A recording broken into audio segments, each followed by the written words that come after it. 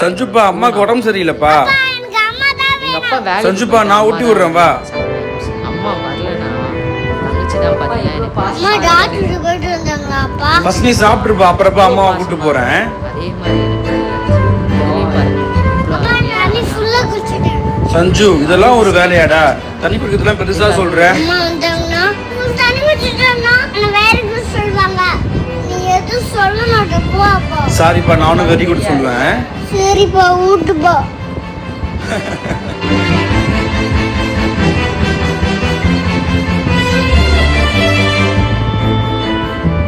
அப்பா நீ ஃபோன் பார்த்துக்கிட்டே தெரியாது கூட நடப்போம். எங்க அம்மா எப்படி தெரியுமா ஊட்டுவாங்க?